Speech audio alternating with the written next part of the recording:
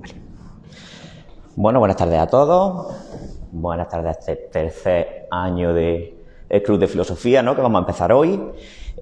Como sabíais, ¿no?, íbamos a empezar con esta sesión dedicada a la antropología. Vamos a hacer una pequeña introducción a la antropología, ¿no? Es una sesión que se había quedado estancada porque habíamos intentado planearla para verano, pero en verano pues es más difícil, ¿no?, planear una sesión de estas, las fiestas de vacaciones, ¿no? Al final no se pudo formalizar en verano y decidí pues hacerla, como había visto el interés que había suscitado hablar sobre antropología, pues decidí hacerla como la primera sesión dedicada en este tercer año del Club de Filosofía, ¿vale?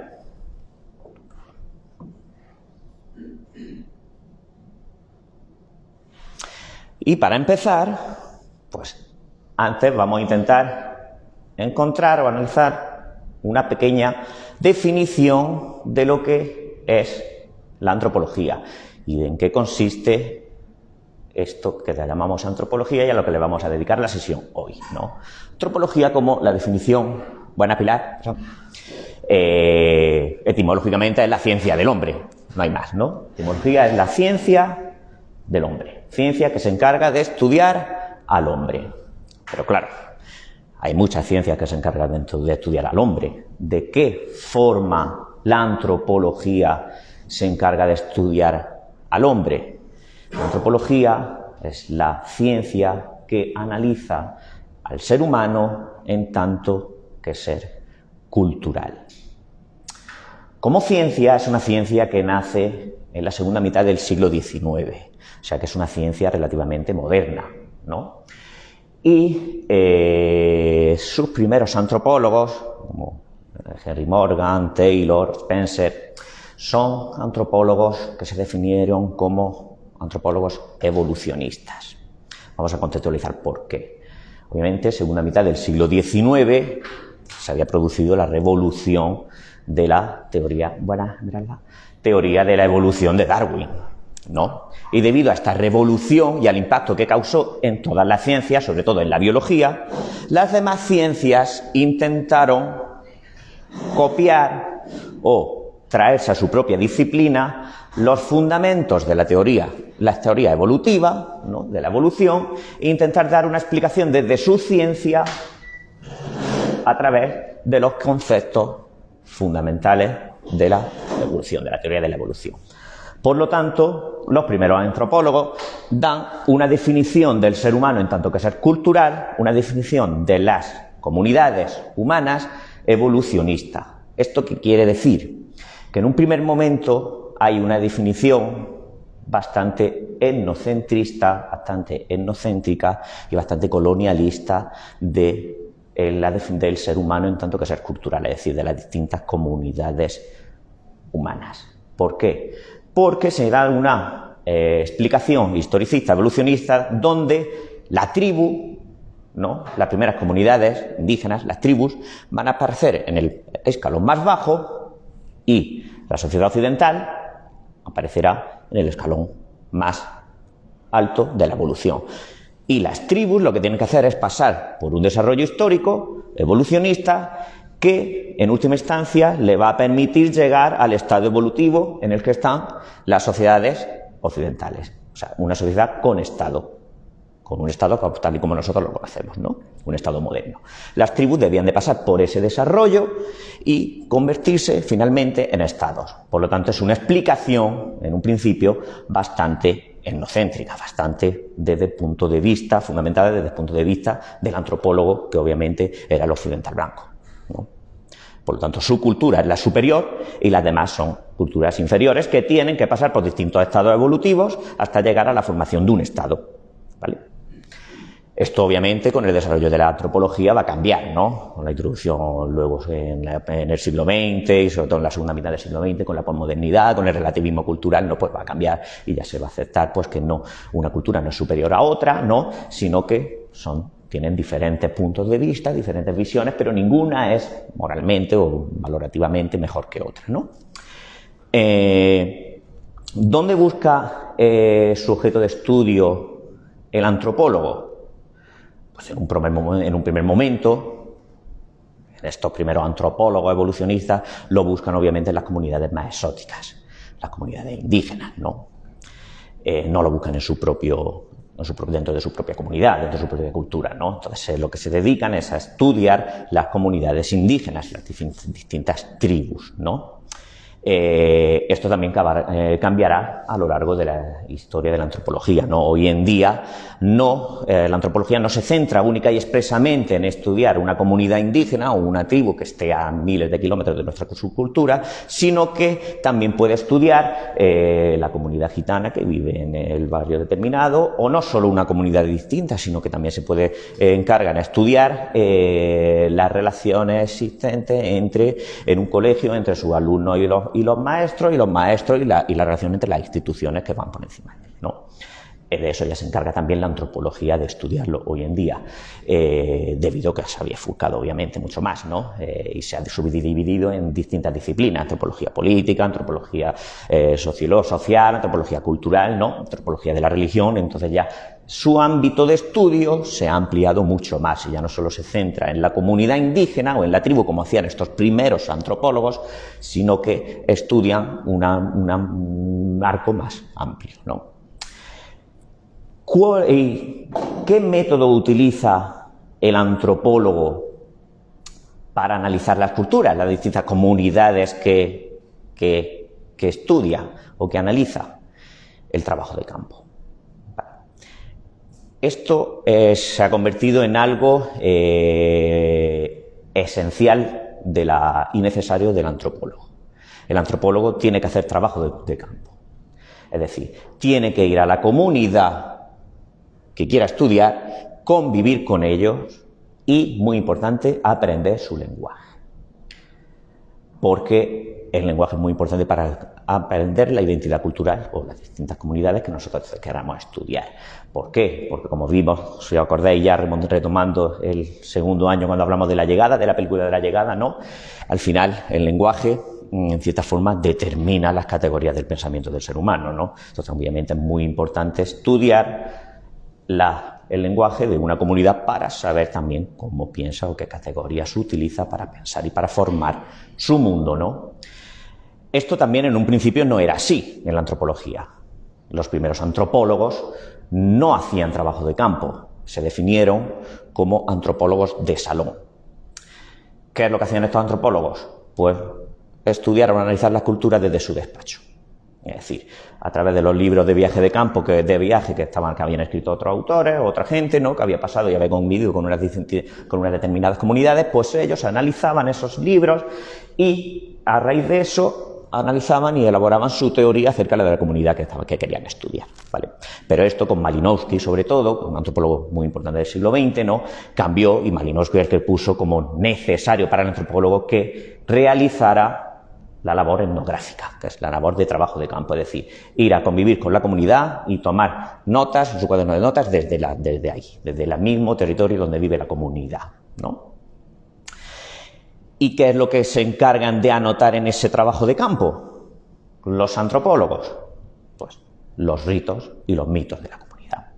En definitiva, la cultura, los rituales y los mitos que una comunidad determinada humana tiene, ¿no? Definitivamente lo que es la cultura de esa comunidad, ¿no? Por lo tanto, si el antropólogo de lo que se encarga es de anotar y de analizar los mitos, tendremos que preguntarnos qué es un mito, ¿no? Levi Strauss lo define en una entrevista. Levi Strauss es otro de los antropólogos más importantes del siglo XX, y en una entrevista que le hacen, en la que le preguntan, Levi Strauss, por ejemplo, tiene un compendio de unos cuantos tomos que se llaman mitológicas, y por lo tanto tenían cierto conocimiento de lo que era un mito, ¿no? Y en una entrevista pues le preguntan, ¿no? ¿Me puede definir qué es un mito? ¿No? Le vamos a hacer una pregunta sencilla, ¿qué es un mito, no? Lo primero que dijo, hombre, esa pregunta no es nada sencilla, pero podría definirla así. Un mito es una historia del tiempo en el que los animales y los hombres todavía no eran distintos. Y a esto añade Levi Strauss, y además esta definición me parece una definición muy profunda. ¿Qué quiere decir esto? Que un mito es una historia del tiempo en el que los animales y los hombres todavía no eran distintos. Es decir, un mito narra una historia que ocurre en los orígenes del tiempo, ¿no? Orígenes inmemoriales del tiempo, y donde todavía no se ha producido una delimitación, una separación entre los animales y los hombres, entre las cosas en general, donde todavía no se ha producido una conceptualización de las cosas, donde todavía no hemos definido lo que es cada cosa. Por lo tanto, todo está unido sin ningún tipo de separación entre hombres, animales, entre vegetales, entre cosas, ¿no? Un mito es una historia que obviamente está protagonizada por los ancestros, ¿no? Que no eran nada, nos dice Levi-Strauss, de lo que ahora existe, puesto que lo que narran los mitos todavía no había separación entre hombres y animales, estos ancestros todavía no eran nada delimitado, todavía no eran nada de lo que de lo que existe hoy en día. Es decir, no era ni humano, no era ni animal, no era ni vegetal, porque todas esas distinciones todavía no estaban formadas, todavía no se habían delimitado, porque es gracias a los ancestros que aparecen los mitos, gracias a los que se produce esa separación, esa delimitación entre las cosas, gracias a los que adquirimos esa identidad cultural de la comunidad a la que pertenecemos, ¿no? Son los ancestros los que se encargan de poner nombre a las cosas, de delimitar las cosas, de definirlas y, por tanto, de fundar nuestra lengua, ¿no? Esto me recordaba, si recordáis, el comienzo de 100 años de soledad. Más que lo explica más o menos algo así cuando la fundación de Macondo, ¿no? Que lo voy a acercar para que lo leáis. Y es más o menos algo parecido, ¿no? A lo que dice, ¿no? Aquí nos dice Márquez: el mundo era tan reciente que muchas cosas carecían de nombre, y para mencionarlas había que señalarlas con el dedo.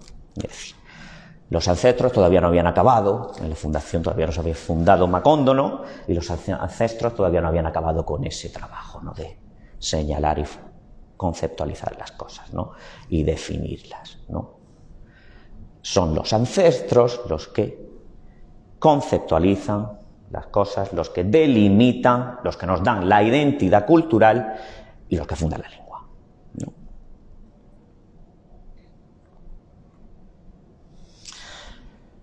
En definitiva, un mito, ¿no? Lo que parece es que nos proporciona la comprensión de algo muy profundo, ¿no? De algo enigmático, ¿no? Algo que ocurrió en el origen de todos los tiempos, ¿no? Que nosotros no conocemos, ¿no? Por ejemplo, tenemos el mito del origen del mundo en los indígenas americanos, ¿no? En una tribu indígena americana, ¿no? Hay muchas.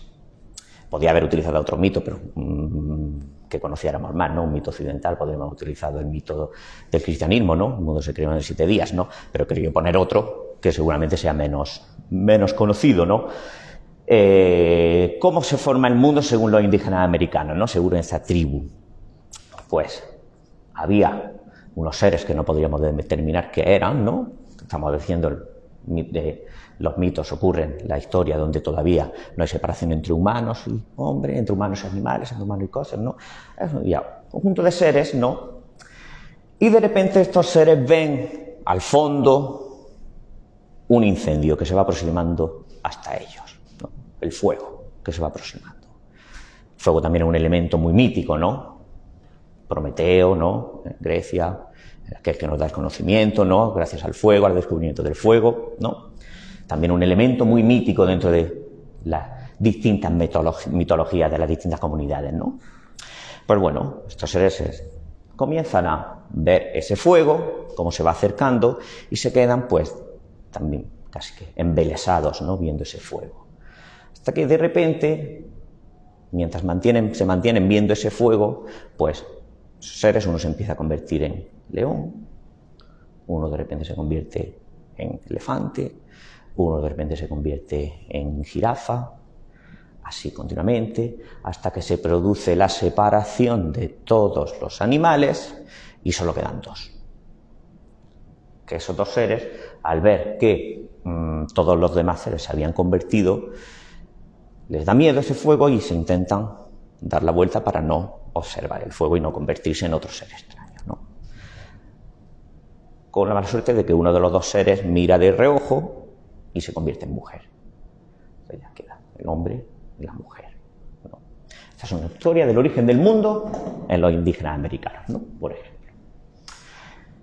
En fin, lo que cuentan los mitos se encargan de contar las cosas en el tiempo en el que ocurrían las cosas. ¿Qué quiere decir esto? Que nosotros ya no contamos que en nuestra época ya no pasan cosas. Nosotros ya no hacemos que se separe el cielo de la tierra. Nosotros ya no hacemos que se separen los distintos animales. Nosotros ya no separamos mediante distintas definiciones, ¿no? Sino que nosotros lo que nos encargamos de celebrar que los ancestros hacían cosas en el tiempo en el que pasaban las cosas. Para los ancestros le queda la historia, el tiempo en el que pasaban las cosas, y para nosotros tenemos los ritos, la costumbre, ¿no? La cultura, ¿no? Que es ese entramado de costumbres y ritos que repiten lo que ocurrió en el tiempo en el que pasaban las cosas, en el tiempo de los ancestros. ¿Y dónde repiten, dónde celebran las comunidades esos ritos, esas historias que pasaban en el tiempo que pasaban las cosas? Pues en la fiesta, ¿no? La esencia propia de la misma cultura. Si no, hagámonos una idea, por ejemplo, ¿no? Cómo estructuramos nuestro calendario, ¿no? Por ejemplo, ¿no? Pues dentro de unos meses empieza Navidad, ¿no? Y vamos a celebrar el nacimiento de Cristo. Da igual que seamos religiosos, ateos, da igual, pero lo celebramos, ¿no? Y en base a eso, pues, organizamos nuestra vida, ¿no? El siguiente, ¿no? Pues llega Navidad, llega Semana Santa, ¿no? Y celebramos la muerte y resurrección de Cristo. Lo mismo, da igual seamos ateos o no, pero se celebra, ¿no? Nuestra identidad cultural, nuestra comunidad lo celebra, ¿no? Y organizamos nuestra vida en base a esas celebraciones. Y si pertenecemos a una localidad como Baza, pues celebramos la Piedad y salimos corriendo el 6 de septiembre pintados de negro, ¿no? Porque celebramos que aquí se descubrió la Virgen de la Piedad, ¿no? Seamos religiosos o no, pero se celebra, ¿no? Organizamos nuestra vida alrededor de la fiesta, de las celebraciones, de celebrar aquellas cosas que pasaban en el tiempo que pasaban las cosas. ¿Por qué? Porque obviamente no pasa nada ya. Y por eso podemos dedicarnos a celebrar lo que pasó. Podemos dedicar a celebrar lo que hizo o puede hacer Jesucristo, por ejemplo, ¿no? O cualquier otro ancestro, ¿no? Y es importante que no pase nada, porque si pasa algo, se acabó la fiesta, al más puro estilo partido político de Alvise Pérez, ¿no? Se acabó la fiesta, ¿no? Porque obviamente, ¿no? Si estamos recibiendo un genocidio, ¿no? Obviamente no podemos hacer cosas, el pueblo palestino, ¿no? No hay tiempo para celebrar nada, ¿no? No solo eso, si aquí ahora mismo ocurriera un terremoto, ¿no? Estarían pasando cosas, no tendríamos tiempo para celebrar nada, ¿no? Los palestinos no pueden celebrar nada, claro, obviamente, porque allí sí pasan cosas. Aquí, por lo menos, no pasa nada ya, ¿no?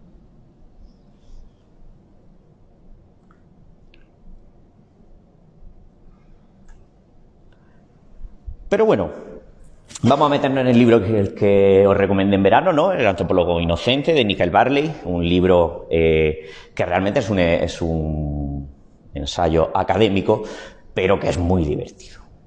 Es al estilo de una novela cómica, ¿no? Que por eso lo recomendé, porque no es nada académico realmente, aunque sea un ensayo de cómo hace él su trabajo de campo, Nigel Barley, en el pueblo de Guayo, en Camerún. Es un libro bastante fácil de leer y muy ameno y divertido, ¿no? Entonces vamos a imaginarnos a un antropólogo haciendo trabajo de campo, ¿no? En este caso no lo imaginamos, pero bueno, es Nigel Barley en este libro, en el Antropólogo Inocente, ¿no? Que se encarga de hacer el viaje a Camerún, ¿no? Para estudiar al pueblo doguayo, ¿no? Y vamos a ver cómo nos va explicando Nigel Barley qué es lo que se encarga de hacer un antropólogo, ¿no?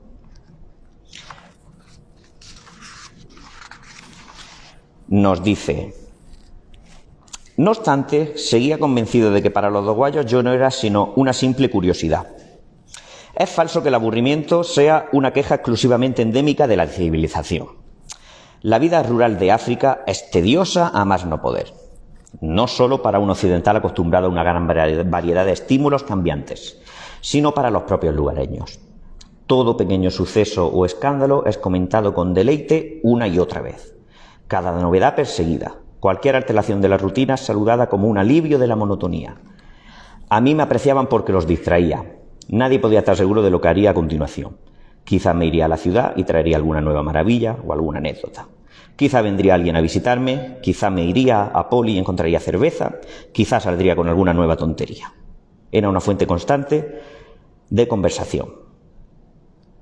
Así pues, intentaba estar en pie al alba para saludar a la gente antes de que se marchara. Saludar a la gente es una gran tradición africana. Consiste en que te visiten durante horas personas que no conoces y que eluden todo intento de trabar conversación. Marcharse apresuradamente se considera de mala educación, de modo que se vuelve sobre los mismos temas una y otra vez. El campo, el ganado, el tiempo, el campo, el ganado, el tiempo. Esto tiene ciertas ventajas para el neófito. El vocabulario es reducido y las construcciones simples, de modo que no son pocas las veces que puede sorprender a la gente con frases enteras aprendidas de memoria. Es decir, que nos encontramos con Nigel Barley, ¿no? Que va a hacer trabajo de campo en el pueblo doguayo, ¿no? Pero parece que no tiene nada que escribir. Los doguayos no hacen nada. Los doguayos parece que no hacen nada, que simplemente se aburren, ¿no? Parece que en el pueblo doguayo no pasa nada ya tampoco, ¿no? Sigue diciendo Barley aquí.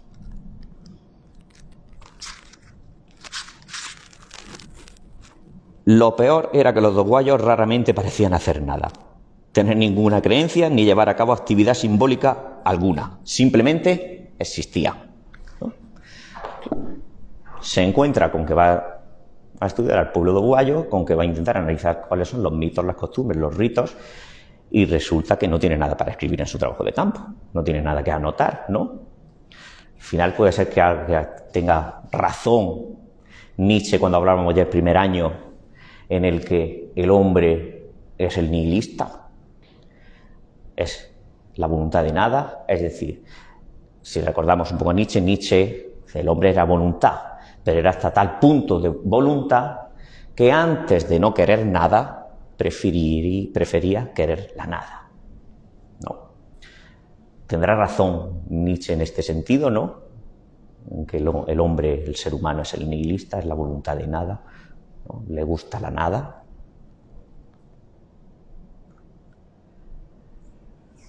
Bueno, como decimos, ¿no? Hubo un tiempo en el que pasaban las cosas, pero era producido por los ancestros. Hoy en día, y en el pueblo de doguayo parece que también, ya no pasa nada, ¿no? Ese tiempo ya pasó, ¿no? Gracias a los ancestros, y gracias a ellos tenemos una cultura determinada, ¿no? Gracias a estos ancestros es cuando se produce la separación entre naturaleza y cultura. Pero la cultura, lo que parece que nos proporciona, es un vacío, ¿no? Es una nada que hay que llenar de algo, ¿no? Es un vacío que nosotros tenemos que utilizar para llenar de algo. Como las cosas pasaban en la historia, las cosas pasaban en los mitos, en los ancestros, la cultura organiza o proporciona un vacío que nosotros tenemos que rellenar, ¿no?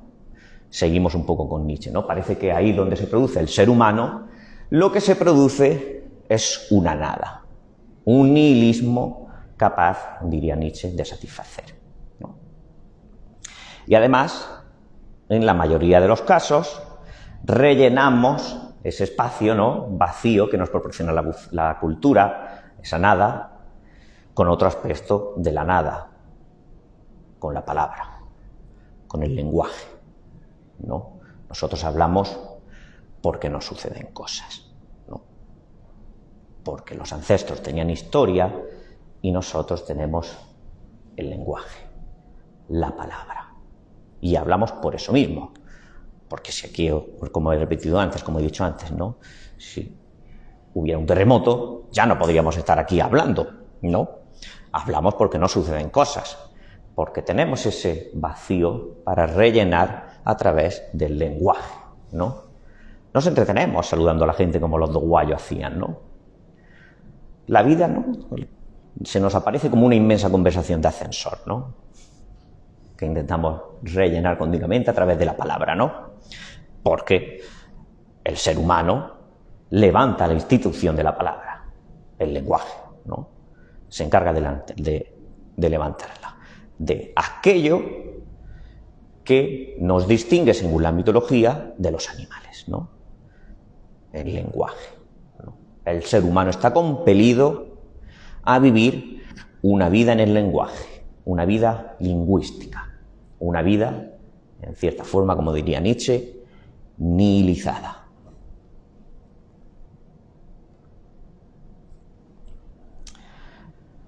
Pero avancemos un poquito más y vamos a pasar al momento en el que en el Antropólogo Inocente Nigel Barley intenta analizar por qué los doguayos hacen lo que hacen, ¿no?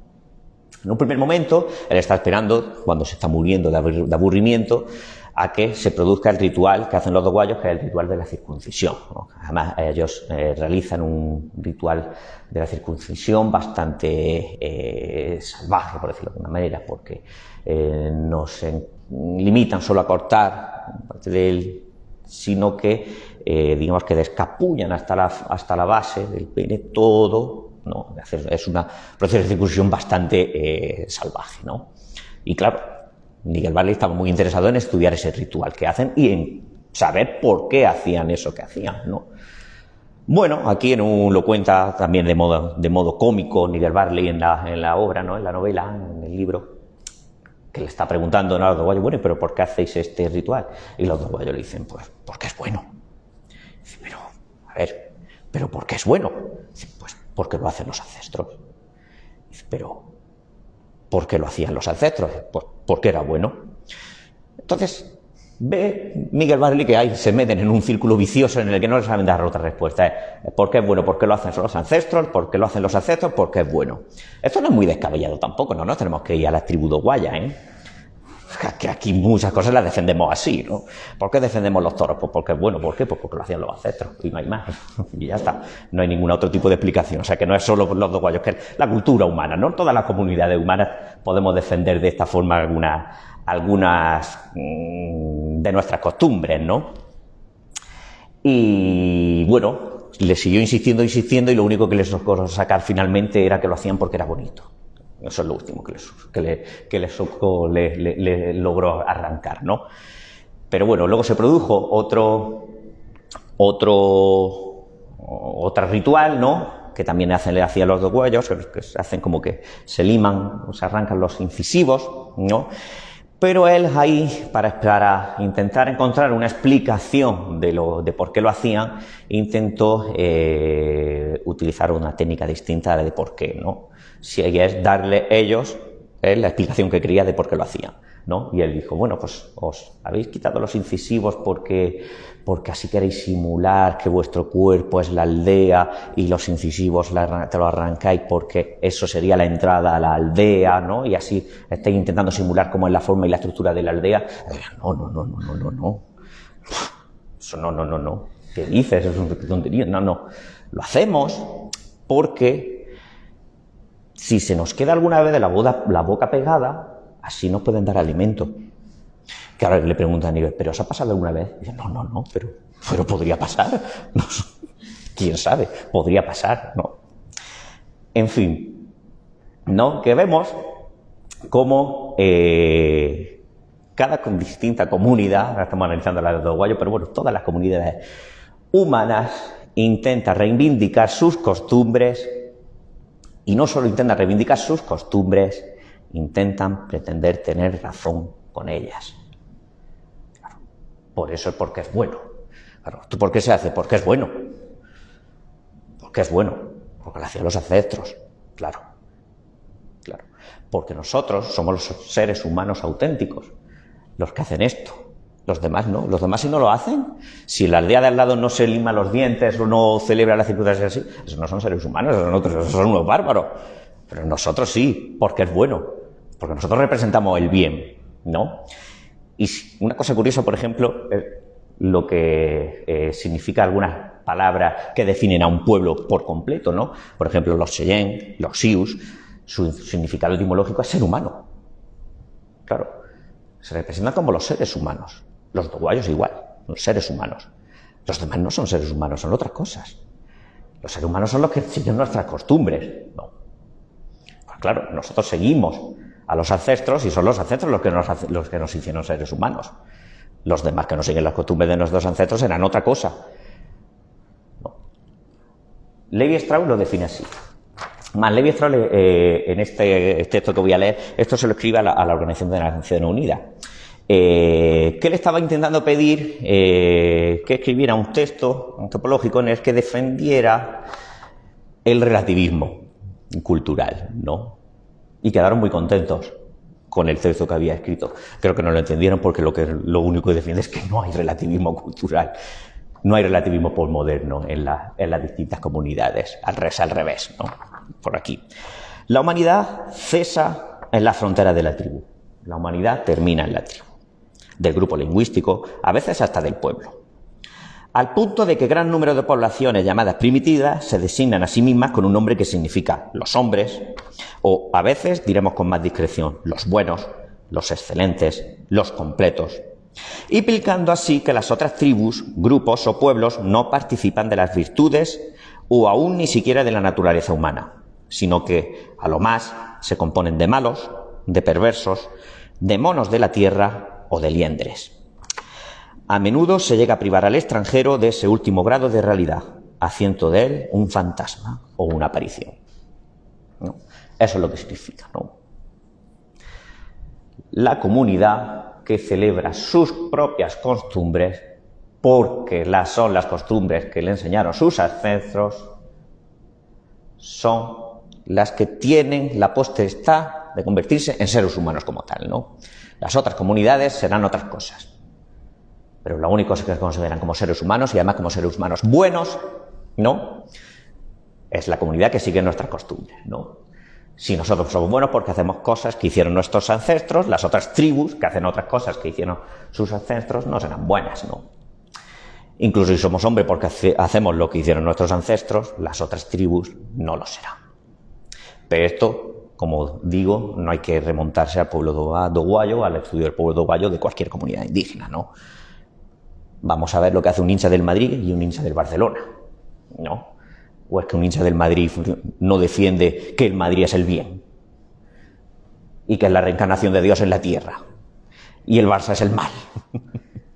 Y el hincha del Barça igual, pero al contrario, defiende el bien y es capaz de defender el Barça como el bien supremo, y los del Madrid son malos, además son delincuentes, estafan a Hacienda, ¿no?, cualquier cosa de ese estilo, ¿no?, porque son malos de verdad, porque las costumbres del hincha del Barcelona son las costumbres buenas, defienden el bien, y las costumbres del hincha del Madrid, para el hincha del Madrid, son las costumbres que se encargan de promocionar el bien en la tierra, ¿no?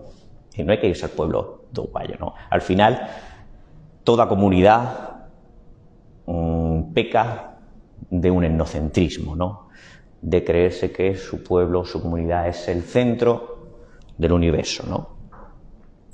No sé si habéis visto esta película, Los dioses deben estar locos, una película de comedia, ¿no?, entretenida, pero que explica muy bien esta idea, ¿no? Para resumir un poquito, ponerlo en contextualización, ¿no? Esta es una tribu, creo que eran los pigmeos, tribu africana, ¿no?, que vive completamente en paz y en armonía, ¿no?, en su comunidad, pero que de repente un yanqui, ¿no?, pues tira desde una avioneta una botella de Coca-Cola y que cae en la comunidad, cae dentro de la comunidad y provoca una serie de conflictos, ¿no?, que casi que destroza la comunidad, ¿no?, porque Pues claro, es algo nuevo, todo ahora el mundo todo quiere tener esa botella vacía de Coca-Cola, todos la utilizan para miles de cosas, ¿no? Y al final crea lo que no había creado nunca esa comunidad, ¿no? Que crea batallas entre ellos, enemigos se pelean, se pegan, ¿no? Hasta que al final decide, pues esto que además se creen que es un regalo de los dioses, y dicen, pero esto que no es regalo de los dioses, esto es una locura, esto hay que tirarlo, entonces denominan a una persona para que vaya a lanzarlo al fin del mundo. Dicen, tienes que ir al fin del mundo y tirar la botella y que nos deje ya en paz esto, ¿no?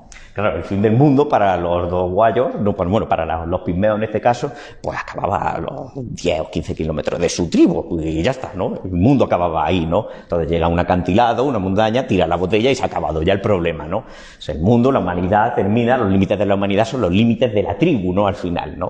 Y la película lo explica muy bien en ese sentido, ¿no? Al final los límites de la humanidad terminan los límites de la tribu, que son los límites de los ancestros. Es decir, no hay un relativismo, no existe un relativismo, es difícil.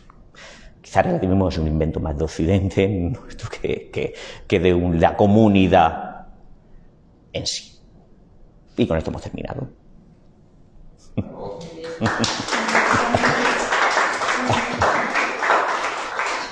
a finalizar.